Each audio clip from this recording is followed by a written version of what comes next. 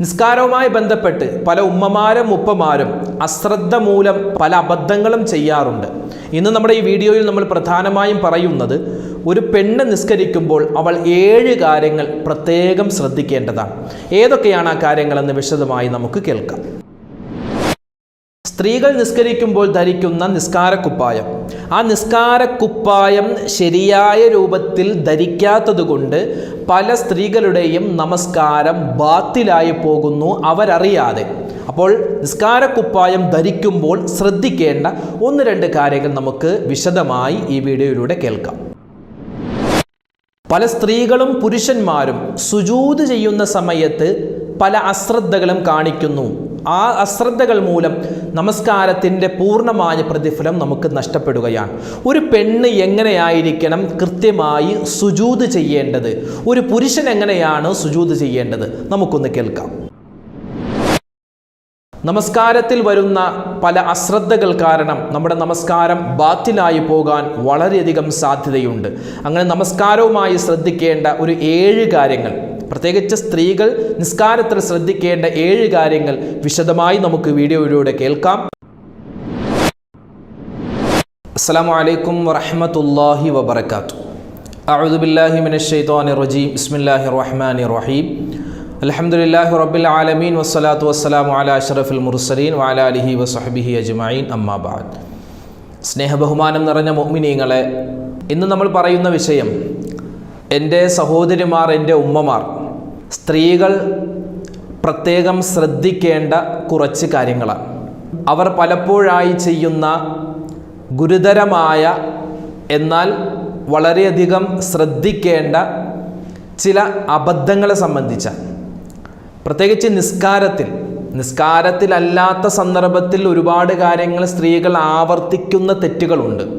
നമ്മുടെ വീട്ടിലായാലും അതുപോലെ മറ്റുള്ളവരോടുള്ള പെരുമാറ്റത്തിലായാലും, അതുപോലെ വീടിൻ്റെ വെളിയിലേക്ക് ഇറങ്ങി എന്തെങ്കിലും ഒരു കല്യാണത്തിന് പോകുമ്പോൾ, എന്തെങ്കിലും ഒരു ഷോപ്പിങ്ങിനൊക്കെ പോകുമ്പോൾ പല സ്ത്രീകളും ആവർത്തിക്കുന്ന ഒരുപാട് തെറ്റുകളുണ്ട്. അതൊക്കെ ഇൻഷാ അല്ലാഹ് മറ്റൊരവസരത്തിൽ നമുക്ക് വിശദമായി സംസാരിക്കാം. ഇന്നത്തെ ഈ വീഡിയോയിൽ പ്രത്യേകം നമ്മൾ പറയുന്നത് നിസ്കാരവുമായി ബന്ധപ്പെട്ട്, നിസ്കാരത്തിൽ എൻ്റെ ഉമ്മമാർ ശ്രദ്ധിക്കാതെ പോകുന്ന ചില അബദ്ധങ്ങളുണ്ട്, അതൊന്ന് ചൂണ്ടിക്കാണിക്കുകയാണ്. നമുക്കറിയാം, നമസ്കാരം എന്നുള്ളത് അസ്വലാത്തു മിഅറാജുൽ മുഅ്മിൻ, ഒരു മുഅ്മിനായ മനുഷ്യൻ്റെ മിഅറാജാൻ, അള്ളാഹുവുമായിട്ടുള്ള അഭിമുഖ സംഭാഷണമാണ് നിസ്കാരം എന്നുള്ളത്. നിസ്കാരം ശരിയാകണമെങ്കിൽ അതിന് ഷർത്തുകളുണ്ട്, ഫർളുകളുണ്ട്, അതിൻ്റെ ശ്രദ്ധിക്കേണ്ട ആദാബുകൾ, മര്യാദകളുണ്ട്. എല്ലാം പാലിച്ചാലാണ് പരിപൂർണമായി നമസ്കാരത്തിൻ്റെ പ്രതിഫലം നമുക്ക് കിട്ടുകയുള്ളൂ. എന്നാൽ എൻ്റെ ഉമ്മമാരിൽ പല ആളുകളും, ഇത് ഉമ്മമാർക്ക് മാത്രം സ്പെഷ്യലായിട്ടുള്ളൊരു വീഡിയോ അല്ല, ഉപ്പമാരും പലപ്പോഴായി പറയപ്പെടുന്ന തെറ്റുകൾ ചെയ്യാറുണ്ട്. എന്നാൽ കൂടുതലായി ഈ തെറ്റുകൾ ഇങ്ങനെ ആവർത്തിച്ചു കൊണ്ടിരിക്കുന്നത് സഹോദരിമാരാണ്, സ്ത്രീകളാണ്. പരിശുദ്ധമായ ഇസ്ലാം സ്ത്രീകൾക്ക് ഒരുപാട് സ്വാതന്ത്ര്യങ്ങളും ഇളവുകളും അവരുടെ ജീവിതത്തിൽ കൊടുക്കുന്നുണ്ട്. ഇപ്പോൾ ഒരു കുടുംബത്തിൻ്റെ ചിലവ് വഹിക്കൽ അത് പെണ്ണിൻ്റെ മേലല്ല നിർബന്ധം, അത് പുരുഷൻ്റെ മേലാണ്. ഒരു പുരുഷനാണ് ആ വീട്ടിലെ ചിലവുകൾ നിയന്ത്രിക്കേണ്ടത്. അവൻ്റെ ഭാര്യയ്ക്ക്, അവൻ്റെ കുട്ടികൾക്ക് ചിലവിന് കൊടുക്കൽ, അവർക്ക് ഭക്ഷണം കൊടുക്കൽ, അവർക്ക് വസ്ത്രം കൊടുക്കൽ, അവർക്ക് വീട് താമസിക്കാനുള്ള പാർപ്പിടം കൊടുക്കൽ, ഇതൊക്കെ നിർബന്ധമാകുന്നത് ആ വീട്ടിലെ പുരുഷനാണ്. സ്ത്രീകൾക്ക് നിർബന്ധമില്ല. ഇനി പുരുഷനില്ലാത്ത സന്ദർഭമാണെങ്കിൽ അത് സ്ത്രീ ഏറ്റെടുത്ത് നടത്തേണ്ടതാണ്. അതുപോലെ തന്നെ ഇബാദത്തിൻ്റെ കാര്യത്തിൽ ഒരുപാട് ഇളവുകൾ വിശുദ്ധമായ ഹദീസിൻ്റെയും അതുപോലെ പരിശുദ്ധമായ ഖുർആനിൻ്റെയും അടിസ്ഥാനത്തിൽ നമ്മൾ നോക്കിയാൽ ഒരുപാട് ഇളവുകളുണ്ട്. ഒരുപാട് ഇളവ്, അതായത് ഹൈൽകാരിയാകുന്ന മെൻസസിൻ്റെ കാലയളവിൽ ഒരു പെണ്ണ് നോമ്പ് പിടിക്കേണ്ട കാര്യമില്ല. അതുപോലെ തന്നെ നിസ്കരിക്കേണ്ട കാര്യമില്ല. നിസ്കാരം, ഇനി ആ മെൻസസ് കഴിഞ്ഞാൽ നിസ്കാരം ഖളാ വീട്ടേണ്ട ആവശ്യവുമില്ല. അതുപോലെ തന്നെ പ്രസവ സമയം, ആ പ്രസവിക്കുന്ന സമയത്ത് അവൾ ശുദ്ധിയായി, പൂർണ്ണമായും അവൾ ശുദ്ധിയായാൽ മാത്രമേ അവൾക്ക് ഇബാദത്ത് ചെയ്യേണ്ടതുള്ളൂ. അല്ലാതെ പ്രസവിച്ച് ഉടനെ തന്നെ ളുഹർ നിസ്കാരം, ബാങ്ക് വിളിച്ചു ളുഹർ നിസ്കരിക്കണം അല്ലെങ്കിൽ അസർ നിസ്കരിക്കണം, അങ്ങനെയൊന്നും ഇസ്ലാം പറയുന്നില്ല. അപ്പോൾ അവരുടെ ശാരീരികമായ മാനസികമായ ആ ഒരു അവസ്ഥക്കനുസരിച്ച് മുന്നോട്ട് പോകുന്ന മതമാണ് പരിശുദ്ധമായ ഇസ്ലാം. അതുപോലെ എല്ലാ വക്തിനും പുരുഷന്മാർ പള്ളിയിൽ പോയി നിസ്കരിക്കുന്നത് പോലെ ജമാഅത്തായി പെണ്ണ് നിസ്കരിക്കണം എന്നൊന്നും പരിശുദ്ധമായ ഇസ്ലാം പറഞ്ഞിട്ടില്ല. ഒരു പുരുഷൻ ബാങ്ക് കേൾക്കുമ്പോൾ അവനിക്ക് പള്ളിയിൽ പോയി ജമാഅത്തായി നിസ്കരിക്കണം, അവനിക്ക് അനിവാര്യമാണ്. ഒരു പെണ്ണിനെ സംബന്ധിച്ചിടത്തോളം അവർക്ക് അങ്ങനെ പോവേണ്ടതില്ല, വീട്ടിൽ തന്നെ നിസ്കരിച്ചാൽ അവർക്ക് ആ പ്രതിഫലം കിട്ടുന്നതാണ്. ജിഹാദിന് പോകണം, പെണ്ണിന് നിർബന്ധമില്ല, അത് പുരുഷനാണ് നിർബന്ധം. ഇങ്ങനെ ഒരുപാട് ചെറുതും വലുതുമായ ഒരുപാട് ഇളവുകൾ കൊടുക്കുന്ന മതമാണ് പരിശുദ്ധമായ ഇസ്ലാം. ഒരു പുരുഷനെ സംബന്ധിച്ചിടത്തോളം അവനിക്ക് സ്വർഗത്തിൽ പോകണമെങ്കിൽ അവൻ്റെ ജീവിതത്തിൽ പെണ്ണിനോടുള്ള ബാധ്യതകൾ അവൻ പൂർത്തിയാക്കേണ്ടതുണ്ട്. ഏതെങ്കിലും ഒരു തലത്തിൽ ഒരു പെണ്ണ് അവനുമായി ബന്ധപ്പെട്ടിരിക്കും. ആ പെണ്ണിനോടുള്ള ബാധ്യത തീർത്താൽ മാത്രമേ അവനിക്ക് സ്വർഗപ്രവേശനം ലഭ്യമാകൂ. അതവൻ്റെ ഉമ്മയുടെ രൂപത്തിലാവാം, അവൻ്റെ ഭാര്യയുടെ രൂപത്തിലാവാം, അവൻ്റെ മോളുടെ രൂപത്തിലാവാം, അവൻ്റെ മരുമകളുടെ രൂപത്തിലാവാം, അല്ലെങ്കിൽ അവൻ്റെ സഹോദരിയുടെ രൂപത്തിലാവാം. അവർക്കുള്ള ഭക്ഷണം, വസ്ത്രം, അതുപോലെ തന്നെ വീട്, ഇതെല്ലാം അവർക്ക് ഒരുക്കി കൊടുക്കൽ ഒരു പുരുഷനെ സംബന്ധിച്ചിടത്തോളം അവൻ്റെ കീഴിൽ താമസിക്കുന്ന കാലത്തോളം അവർക്ക് ചിലവിന് കൊടുക്കൽ, അവരെ നല്ലതുപോലെ നോക്കൽ നിർബന്ധമാണ്. ഇനി നമുക്ക് നമ്മുടെ വിഷയത്തിലേക്ക് വരാം. ഒരു സ്ത്രീ അവരുടെ നമസ്കാരത്തിൽ ശ്രദ്ധിക്കേണ്ട, അശ്രദ്ധമായി പോകുന്ന ഒരുപാട് കാര്യങ്ങളുണ്ട്. അതിൽപ്പെട്ട ഒന്നാമത്തെ കാര്യം ഉലമാക്കൾ വിശദീകരിക്കുന്നു. ഒരു പെണ്ണ് നിസ്കരിക്കുന്ന സമയത്ത് അവരുടെ ശബ്ദം ഉയർത്തി അവൾ ദുആ ചെയ്യരുത്, അവൾ ഫാത്തിഹ ഓതരുത്, ഖുർആൻ ഓതരുത്, ദിക്റുകൾ പറയാൻ പാടില്ല. ഒരു പുരുഷൻ എത്രമാത്രം ശബ്ദമെടുക്കുന്നു അതിനേക്കാൾ താഴെയായിരിക്കണം ഒരു പെണ്ണിൻ്റെ ശബ്ദമെന്നാണ്. ഒരു പെണ്ണ് നിസ്കരിക്കുന്ന സമയത്ത് അവൾ ജമാഅത്തായി നിസ്കരിക്കുന്നു. ഇപ്പോൾ തറാവീഹൊക്കെ നിസ്കരിക്കുന്ന ഉമ്മമാരുണ്ട് ജമാഅത്തായിട്ട്. അതല്ലാത്ത ഇശാ നിസ്കാരവും അതുപോലെ സുബഹിയും മഗ്രിബൊക്കെ ജമാഅത്തായി നിസ്കരിക്കുന്ന പല ഉമ്മമാരുമുണ്ട്. മക്കളുണ്ടാകും അല്ലെങ്കിൽ മരുമക്കളുണ്ടാകും. ആ സമയത്തൊക്കെ വലിയ ശബ്ദത്തിൽ ഓതരുത്. ഖുർആൻ ഒരിക്കലും വലിയ ശബ്ദത്തിൽ ഓതരുത്. സാധാരണ പുരുഷന്മാരൊക്കെ ചിലപ്പോൾ പള്ളിയിൽ വലിയ ശബ്ദത്തിൽ ഓതുമല്ലോ, അതുപോലെ വലിയ ശബ്ദത്തിൽ ഓതാൻ പാടില്ല എന്നാണ്. പിന്നെ രണ്ടാമത്തെ കാര്യം നിസ്കാരത്തിൽ ഔറത്ത് മറക്കുന്ന കാര്യമാണ്. ഇത് വളരെയധികം ശ്രദ്ധിക്കേണ്ടതാണ്. അതായത് നമസ്കാരത്തിൽ നമ്മുടെ ഔറത്ത് എന്ന് പറഞ്ഞാൽ, നമസ്കാരത്തിൽ സ്ത്രീകളുടെ ഔറത്ത് എന്ന് പറഞ്ഞാൽ അവളുടെ മുഖവും അതുപോലെ മുൻകൈയും ഒഴിച്ച് ബാക്കി മുഴുവൻ ശരീരഭാഗങ്ങളും അവൾ മറച്ചിരിക്കണം. ഇത് നിർബന്ധമാണ്. എന്നാൽ മാത്രമേ നിസ്കാരം ശരിയാവുകയുള്ളൂ. പല ഉമ്മമാരും കൈയൊക്കെ മറക്കാറുണ്ട്, ശരീരം മുഴുവനും മറക്കുന്ന വലിയ ചട്ട ധരിക്കാറുണ്ട്. പലപ്പോഴും മക്കന ധരിക്കുമ്പോൾ പല അശ്രദ്ധയും കാണിക്കാറുണ്ട്. പലപ്പോഴും മുഖം മറക്കുന്ന സമയത്താണ് അശ്രദ്ധ കൂടുതൽ വരുന്നത്. എങ്ങനെയാ അവർ മുഖം മറക്കുമ്പോൾ? പഴയ കാലത്ത് നമ്മുടെ മക്കളൊക്കെ, പെൺകുട്ടികൾ മദ്രസയിൽ പോകുമ്പോൾ അവർ പർദ്ദയോടൊപ്പം അല്ലെങ്കിൽ ഡ്രസ്സിനോടൊപ്പം അവർ ധരിക്കുന്ന മക്കനയുണ്ട്. അതായത് മക്കന ഇങ്ങനെ ധരിച്ച് കീഴ്ത്താടിയിൽ ഒന്നുകിൽ കെട്ടിവെക്കും, അല്ലെങ്കിൽ അവിടെ ഈ പിന്ന് വെച്ച് കുത്തിവെക്കുന്ന പരിപാടിയുണ്ട്. അതായത് ഈ കീഴ്ത്താടി, ഇവിടെ രണ്ടാം താടി എന്നൊക്കെ പറയുമല്ലോ, അതിങ്ങനെ വെളിവായിട്ടാണ് പലപ്പോഴും നമ്മുടെ ചെറിയ മക്കളൊക്കെ മക്കനെയൊക്കെ ധരിക്കാറുള്ളത്. ഇതേപോലെ നിസ്കാരത്തിലും മക്കനെ ധരിക്കുന്ന ഒരുപാട് ഉമ്മമാരുണ്ട്. അങ്ങനെ ചെയ്യാൻ പാടില്ല. നിസ്കാരത്തിൽ മുഖം മറക്കേണ്ടത് നമ്മുടെ നെറ്റി. സാധാരണ നെറ്റി എല്ലാവരും കൃത്യമായി മറക്കും. നെറ്റി ഇങ്ങനെ മറച്ച് കീഴ്ത്താടി ഉൾപ്പെടെ പുറത്ത് കാണുന്ന തരത്തിലാണ് അവർ മക്കനയിടുക. അത് അടിയിൽ ഇങ്ങനെ മക്കനയിടും. ഈ രണ്ടാം താടിയും ഈ താടി എല്ലും ഒക്കെ ഇങ്ങനെ പുറത്ത് കാണുന്ന തരത്തിൽ. അങ്ങനെ ചെയ്യാൻ പാടില്ല. എന്താ ചെയ്യേണ്ടത്? നമ്മുടെ മക്കന ധരിക്കുമ്പോൾ ഇവിടുന്ന്, അതായത് ഈ എല്ലുണ്ടല്ലോ, ഇവിടെ തൊട്ട് നോക്കുമ്പോൾ എല്ല്, താടിയെല്ല്, ആ താടിയെല്ല് ഉൾപ്പെടെയാണ് മക്കന ധരിക്കേണ്ടത്. അപ്പോൾ ചട്ട, നിസ്കാര ചട്ടയും നിസ്കാര കുപ്പായവും മക്കനയും ധരിക്കുമ്പോൾ പ്രത്യേകം ശ്രദ്ധിക്കേണ്ടത് ഒന്നാമത്തെ കാര്യം മുഖം മറക്കുക. എങ്ങനെ മുഖം മറക്കുമ്പോൾ പൂർണ്ണമായും മറക്കണമെന്ന് പറഞ്ഞാൽ അതിൻ്റെ ഉദ്ദേശം നമ്മുടെ നെറ്റി, മുടി മുളക്കുന്ന സ്ഥലത്തിൻ്റെ താഴെ മുതൽ ഇങ്ങനെ ധരിച്ച് നമ്മുടെ ഈ ചെവിക്കുറ്റി ഉൾപ്പെടെ ഇങ്ങനെ മറച്ച് നമ്മുടെ താടിയെല്ല്, ഈ താടിയെല്ലിൻ്റെ ഈ ഭാഗം വരെ നമ്മൾ മറച്ചിരിക്കണം. താടിയെല്ല് ഉൾപ്പെടെ മറച്ചിരിക്കണമെന്നാണ്. പലപ്പോഴും ഉമ്മമാരെ അശ്രദ്ധമായിട്ട് ഈ കീഴ്ത്താടി ഉൾപ്പെടെ പുറത്ത് കാണുന്ന തരത്തിലാണ് മക്കന ധരിക്കാറുള്ളത്. അങ്ങനെ ചെയ്യാൻ പാടില്ല. അത് രണ്ടാമത്തെ കാര്യമാണ്, പ്രത്യേകം ശ്രദ്ധിക്കുക. അതുപോലെ തന്നെ മൂന്നാമതായി ശ്രദ്ധിക്കേണ്ട ഒരു കാര്യം, ഉമ്മമാർ അവർ ചിലപ്പോൾ മക്കനെയൊക്കെ നല്ലതുപോലെ ധരിക്കും.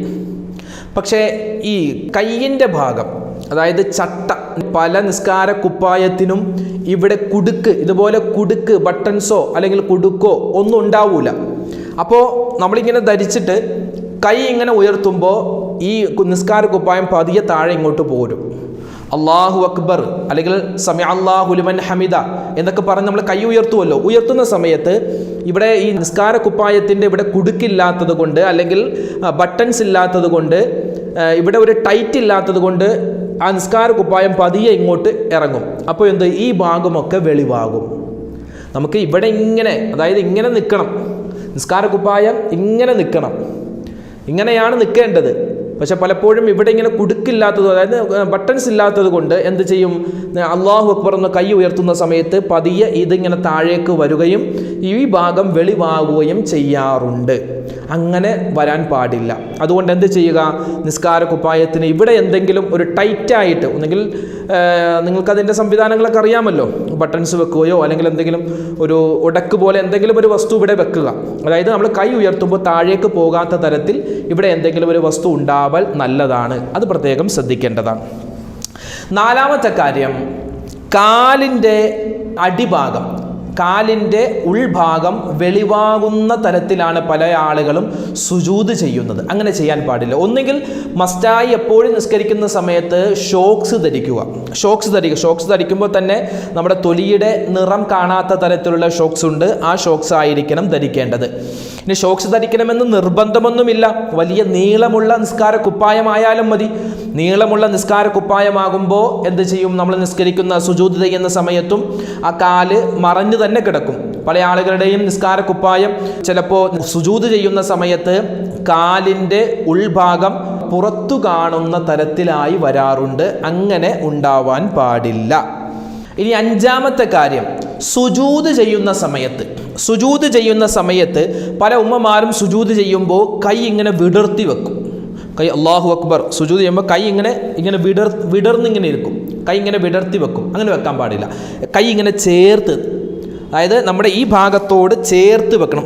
അങ്ങനെ ആയിരിക്കണം സുജൂദ് ചെയ്യേണ്ടത്. കൈ ഇങ്ങനെ ഒതുക്കി വെക്കണം. ഇങ്ങനെ വിടർത്തിയല്ല വെക്കേണ്ടത്, ഒതുക്കിയാണ് കൈ വെക്കേണ്ടത്. അത് പ്രത്യേകം ശ്രദ്ധിക്കുക. അതോടൊപ്പം ശ്രദ്ധിക്കേണ്ട ആറാമത്തെ കാര്യം, നമ്മുടെ സുജൂദ് ചെയ്യുന്ന സമയത്ത് ഈ ഭാഗം ഒരിക്കലും തറയിൽ മുട്ടാൻ പാടില്ല. പലപ്പോഴും ഈ നായ, പട്ടി കിടക്കുന്നത് പോലെ പല ആളുകളും സുജൂദിൽ ഇങ്ങനെ കിടക്കാറുണ്ട്.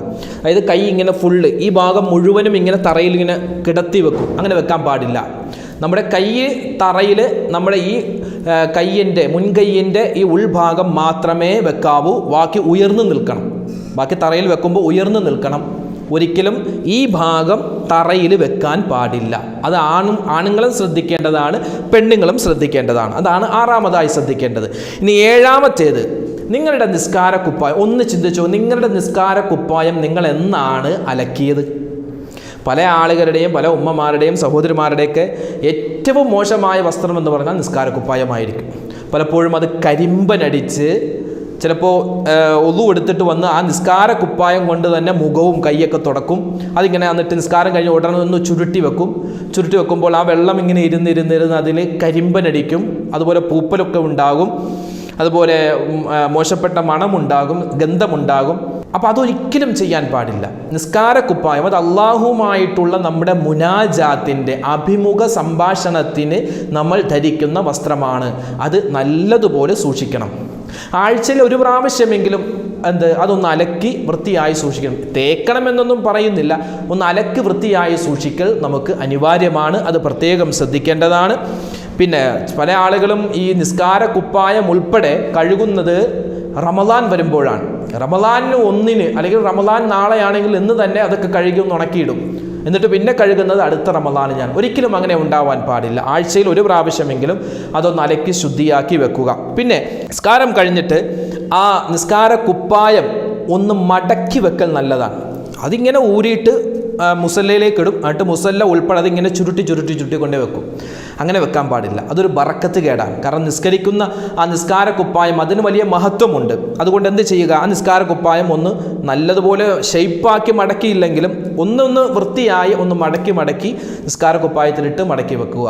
അല്ലാതെ ചുരുട്ടിക്കൂട്ടി വെക്കരുത്. പല ഉമ്മമാരും ഒക്കെ ചോദിക്കാറുണ്ട്, ഈ പഴകിയ നിസ്കാര കുപ്പായം ഞങ്ങൾ എന്ത് ചെയ്യണം?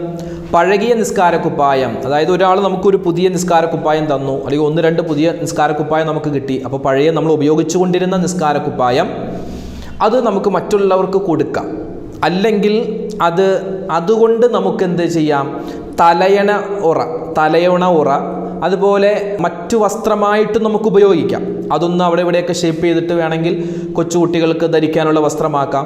അതുപോലെ കാര്യങ്ങളൊക്കെ ചെയ്യാം. ഒരിക്കലും നമ്മൾ നിസ്കാര കുപ്പായം അത് കുറച്ച് അവിടെ ഇവിടെയൊക്കെ കീറിയിട്ട് തറ തുടക്കാൻ, അതുപോലെ തട്ടുകൾ തൂത്തിറക്കാൻ, അവിടെ ഇവിടെയൊക്കെ തുടക്കാൻ വേണ്ടി ആ നിസ്കാര കുപ്പായം എടുക്കാതിരിക്കലാണ് നല്ലത്. കാരണം അതിനൊരു മഹത്വമുണ്ട്. ആ വസ്ത്രം കൊണ്ട് നമ്മൾ നിസ്കരിച്ചതാണ്. മാത്രമല്ല അതിൻ്റെ പേര് തന്നെ നിസ്കാര കുപ്പായം എന്നാണ്. നിസ്കരിക്കുന്ന സമയത്ത് മാത്രം നമ്മൾ ധരിക്കുന്നൊരു വസ്ത്രമാണല്ലോ. അപ്പോൾ അതിൻ്റേതായ ഒരു മഹത്വമുണ്ട്. പല ആളുകളും, പല ഉമ്മമാരും ആ നിസ്കാര കുപ്പായമൊക്കെ എടുത്തു വെച്ചിട്ട് കഫം പുടവയായി ധരിക്കാറുണ്ട്. ഞാൻ മരിച്ചു കഴിഞ്ഞാൽ ഈ വസ്ത്രം എന്നെ ധരിപ്പിക്കണമെന്നൊക്കെ പറയുന്ന ഉമ്മമാരുണ്ട്. അതിനും നമുക്ക് ഉപയോഗിക്കാം, കുഴപ്പമില്ല. അതുപോലെ ഈ ഹജ്ജ് ഉംറയൊക്കെ കഴിഞ്ഞ് വരുമ്പോൾ നമ്മൾ ഇഹ്റാം വസ്ത്രം അതൊക്കെ സൂക്ഷിച്ചു വെക്കുന്നുണ്ട്. അതൊക്കെ നമുക്ക് നമ്മുടെ കഫം പുടവയായിട്ട് ഉപയോഗിക്കാവുന്നതാണ്, കുഴപ്പമില്ല. ഒരിക്കലും തറ തുടക്കാൻ, അതുപോലെ എന്താ പറയുക, നജസ്സിലേക്ക് കൊണ്ടുപോയി ഇടുന്ന തരത്തിലേക്ക് നമ്മുടെ നിസ്കാര കുപ്പായങ്ങൾ മാറ്റാൻ പാടില്ല. ആ കാര്യം പ്രത്യേകം ശ്രദ്ധിക്കേണ്ടതാണ്. പിന്നെ നമ്മൾ ഒരു ആൾക്ക് ഗിഫ്റ്റ് കൊടുക്കുകയാണെങ്കിൽ, ഇപ്പോൾ ഒരു വീട് താമസത്തിന് നമ്മൾ എന്ത് കൊടുക്കും? ക്ലോക്ക് കൊടുക്കാറുണ്ട്, ചിലപ്പോൾ പ്ലേറ്റുകൾ, ഗ്ലാസ്സുകൾ അങ്ങനെ കൊടുക്കാറുണ്ട്. പക്ഷെ ഒരിക്കലും നമ്മൾ ആ വീട്ടിലുള്ള സഹോദരിക്ക് ഒരു നിസ്കാര കുപ്പായം, അല്ലെങ്കിൽ നിസ്കരിക്കാനൊരു മുസല്ല, ഒരു നിസ്കാര കുപ്പായം, ഒരു മക്കന, അതുപോലെ ഒരു തസ്ബീഹ് മാല, അതൊക്കെ ഒരു ഗിഫ്റ്റായിട്ട് കൊടുക്കൽ നല്ലതാണ്. ഇത് എൻ്റെ ഒരു അഭിപ്രായമാണ്. നമ്മളെപ്പോഴും വാങ്ങിച്ചു കൊടുക്കുന്നത് ഈ ഗ്ലാസും പ്ലേറ്റും അതൊക്കെയാണ്. അതുപോലെ നമ്മൾ കിച്ചൺ സാമഗ്രികളൊക്കെയാണ് നമ്മൾ വാങ്ങിച്ചു കൊടുക്കുന്നത്. അത് വാങ്ങിച്ചു കൊടുക്കുന്നതോടൊപ്പം തന്നെ നമ്മൾ നിസ്കാര കുപ്പായം ഒരു ഗിഫ്റ്റായിട്ട്, ഒരു പുതിയ നിസ്കാര കുപ്പായം അല്ലെങ്കിൽ ഒരു മുസല്ലയൊക്കെ ഒരു ഗിഫ്റ്റായിട്ട് കൊടുക്കൽ അതൊരു ഖൈറാണ് എന്ന് സാന്ദർഭികമായി ഓർമ്മപ്പെടുത്തുകയാണ്. പിന്നെ പല ആളുകളും ചോദിക്കുന്നു, പർദ്ദ ധരിച്ചുകൊണ്ട് നിസ്കരിക്കാമോ? പർദ്ദ ധരിച്ചുകൊണ്ട് നമുക്ക് നിസ്കരിക്കുന്നതിന് കുഴപ്പമൊന്നുമില്ല. അപ്പോൾ ഈ പർദ്ദ ധരിക്കുമ്പോൾ പ്രത്യേകം ശ്രദ്ധിക്കേണ്ടത്, നമ്മളിവിടെ നിസ്കാര കുപ്പായത്തിൽ നമ്മൾ പറഞ്ഞ ഒരു കാര്യമുണ്ട്. അതായത് പർദ്ദയുടെ കൈ എപ്പോഴും ലൂസായിരിക്കും, ഒരിക്കലും ടൈറ്റ് ആവുകയില്ല, ഇങ്ങനെ വെറുതെ തളർന്ന് കിടക്കും. അപ്പോൾ ഇങ്ങനെ അല്ലാഹു അക്ബർ നമ്മൾ കൈ ഉയർത്തുമ്പോൾ ആ കൈ ഇങ്ങനെ താഴേക്ക് വരികയും നമ്മുടെ ഈ ഭാഗമൊക്കെ വെളിവാകാൻ സാധ്യതയുണ്ട്. അപ്പോൾ അതുകൊണ്ട് പർദ്ദ ധരിക്കുമ്പോൾ അതിൻ്റേതായ മര്യാദയിൽ, പർദ്ദ ധരിക്കുമ്പോൾ ഏതായാലും ഷോക്സ് ധരിക്കൽ നിർബന്ധമാണ്. കാരണം പർദ്ദ ഒരിക്കലും നമ്മുടെ കാലും കൂടി മറഞ്ഞു നിൽക്കുന്ന ഒരു വസ്ത്രമല്ല. അപ്പോൾ പർദ്ദ ധരിച്ചുകൊണ്ട് നിസ്കരിക്കുന്നതിൽ കുഴപ്പമില്ല. പക്ഷേ നിസ്കാരത്തിന് ഒരു നിസ്കാര കുപ്പായം അതാണ് ഏറ്റവും ഖൈർ. പിന്നെ മറ്റ് കളറുകളുള്ള നിസ്കാര കുപ്പായം ധരിച്ച് നിസ്കരിക്കാമോ? അതൊരു സംശയമാണ്. മറ്റ് കളറുകളുള്ള, അതിപ്പോൾ കറുപ്പോ അല്ലെങ്കിൽ ചുവപ്പോ അല്ലെങ്കിൽ പുള്ളി കുത്തുകളുള്ള പല ചിത്രപ്പണികളുള്ള നിസ്കാര കുപ്പായം കൊണ്ട് നിസ്കരിക്കുന്നത് കുഴപ്പമൊന്നുമില്ല. പക്ഷെ വെള്ള വസ്ത്രമാണ് ഏറ്റവും അഫ്ളൽ. വെള്ളയായ നിസ്കാര കുപ്പായം ധരിച്ച് നിസ്കരിക്കലാണ് ഏറ്റവും ഖൈർ. അതും കൂടി നമ്മൾ ഈ കൂട്ടത്തിൽ മനസ്സിലാക്കി വെക്കുക. അപ്പോൾ ഈ കാര്യങ്ങൾ പ്രത്യേകം ശ്രദ്ധിക്കണം. ഇതല്ലാതെ ഒരുപാട് കാര്യങ്ങൾ നിസ്കാരവുമായി ബന്ധപ്പെട്ട് ശ്രദ്ധിക്കേണ്ട ഒരുപാട് കാര്യങ്ങളുണ്ട്. ഇൻഷാ അല്ലാഹ് അതൊക്കെ മറ്റൊരവസരത്തിൽ പറയാം. ഇപ്പോൾ നമ്മൾ പറഞ്ഞത് 7 പ്രധാനപ്പെട്ട കാര്യങ്ങളാണ്. ഇതിൽ പല കാര്യങ്ങളും ശ്രദ്ധിച്ചില്ല എങ്കിൽ നമ്മുടെ നിസ്കാരം തന്നെ ബാത്തിലായി പോകുന്ന പല വലിയ ഗുരുതരമായ കാര്യങ്ങളാണ് നമ്മളിവിടെ പറഞ്ഞത്. പിന്നെ പലപ്പോഴും നിസ്കാരത്തിൽ മുടി പുറത്തേക്ക് വരുന്ന അവസ്ഥയുണ്ട്. അത് ഉണ്ടാവാൻ പാടില്ല. മുടിയെല്ലാം ഉള്ളിലേക്ക് വെച്ചിട്ട് വേണം നിസ്കാര കുപ്പായമിടാൻ. അതുപോലെ കയ്യിൻ്റെ കാര്യം പ്രത്യേകം ശ്രദ്ധിക്കുക. സുജൂദ് ചെയ്യുന്ന സമയത്തുള്ള പ്രത്യേകം കാര്യം ശ്രദ്ധിക്കുക. സുജൂദ് ചെയ്യുമ്പോൾ ഈ ഭാഗം ഉയർന്നു തന്നെ നിൽക്കണം, തറയിൽ വെക്കാൻ പാടില്ല. പിന്നെ കൈ തന്നെ വിടർത്തി വെക്കരുത്, ചേർത്ത് വെക്കണം. പിന്നെ കാലിൽ ഷോക്സ് ധരിക്കാൻ പറ്റുന്നവരാണെങ്കിൽ ഷോക്സ് ധരിക്കുക, ഇല്ലെങ്കിൽ നീളമുള്ള നിസ്കാര കുപ്പായമായിരിക്കണം. അപ്പോൾ ഈ കാര്യങ്ങളൊക്കെ പ്രത്യേകം ശ്രദ്ധിക്കുക. അല്ലാഹു സുബ്ഹാനഹു വ തആല നമ്മുടെ നമസ്കാരവും നമ്മുടെ അനുബന്ധ ഇബാദത്തുകളും എല്ലാം അല്ലാഹു തആല അതിൻ്റെ പോരായ്മകൾ പരിഹരിച്ച് പരിപൂർണമായി സ്വീകരിക്കുമാറാവട്ടെ. ആമീൻ യാ റബ്ബൽ ആലമീൻ. അല്ലാഹു സുബ്ഹാനഹു വ തആല നമ്മളെ എല്ലാവരെയും യഥാർത്ഥ മുഅ്മിനീങ്ങളിൽ ഉൾപ്പെടുത്തി അനുഗ്രഹിക്കുമാറാവട്ടെ. ആരൊക്കെ നമ്മുടെ വീഡിയോകൾക്ക് താഴെ എന്തെല്ലാം പ്രയാസങ്ങൾ പറഞ്ഞ് കമൻറ്റുകൾ രേഖപ്പെടുത്തുന്നുണ്ടോ, അള്ളാഹു അവരുടെയും നമ്മുടെയും മനസ്സിലുള്ള ഹലാലായ മുറാദുകൾ ഹാസിലാക്കുമാറാവട്ടെ. എല്ലാ വിധത്തിലുള്ള വേദനകളും വിഷമങ്ങളും പ്രയാസങ്ങളും അള്ളാഹു തആല മാറ്റുകയും എല്ലാ വിധത്തിലുള്ള ഖൈറുകൾ ദുനിയാവിലും ആഖിറത്തിലും നമുക്ക് നൽകുമാറാവട്ടെ. കടങ്ങളുള്ളവരുണ്ട്, അതുപോലെ ഒരുപാട് പേര് വീടില്ലാതെ വിഷമിക്കുന്നവർ, മക്കളില്ലാതെ വിഷമിക്കുന്നവർ, ജോലിയില്ലാതെ വിഷമിക്കുന്നവർ, ഒരുപാട് പ്രയാസത്തിൽ അകപ്പെട്ടവരുണ്ട്. എല്ലാവരുടെയും എല്ലാ വിഷമങ്ങളും പ്രയാസങ്ങളും അള്ളാഹു മാറ്റിക്കൊടുക്കുമാറാവട്ടെ. മരണപ്പെട്ടു പോയവർക്ക് അള്ളാഹു മഗ്ഫിറത്ത് പ്രദാനം ചെയ്യട്ടെ. ആമീൻ യാ റബ്ബൽ ആലമീൻ.